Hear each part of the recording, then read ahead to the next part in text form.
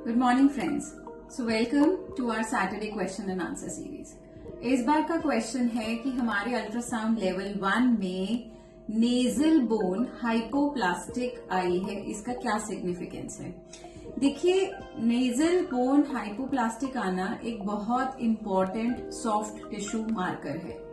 अगर हमारी डेटिंग सही है, डेटिंग मतलब जो आपका पीओजी आ रहा है, पीरियड ऑफ जेस्टेशन, मतलब कि 11 to 13 वीक 6 डेज के बीच में हम लेवल 1 कराते हैं, अगर वो हमारा करेक्ट है और बच्चे का जो नेजल बोन है वो नहीं दिख रहा है या हाइपोप्लास्टिक दिख रहा है, तो ये एक बहुत इंपॉर्टेंट मार्कर होता है, जिसमें कि सबसे कॉमन क्रोमोसोमल एब्नॉर्मैलिटी होती है डाउन सिंड्रोम। इसके अलावा एडवर्ड, पटाव और भी माइक्रो डिलीशंस के साथ ये एसोसिएटेड हो सकता है।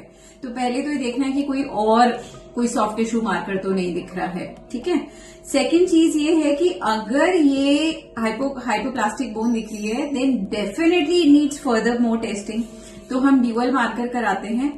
And yes, we do offer sometimes NIPT as well, because yes, we want to rule out the possibility of a Down syndrome in that baby, because it's an important soft tissue marker.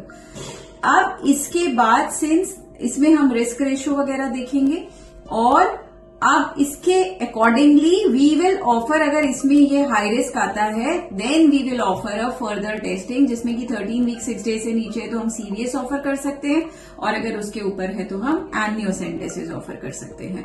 अगर इसमें कुछ ऐसा हमारा आएगा कि हाँ ये chromosomal abnormality आएगा, then the pregnancy is managed accordingly. और अगर ये चीजें नॉर्मल आती हैं कि yes there is no syndrome associated, then only हम फिर प्रेगनेंसी को आगे कंटिन्यू फॉरवर्ड करते हैं और फिर हम इसमें आगे लेवल 2 स्कैन, जो कि आपका 18 to 22 वीक्स के बीच में होता है, वो कराया जाता है। So hypoplastic nasal bone, yes, needs further attention. Thank you. Stay away and stay blessed.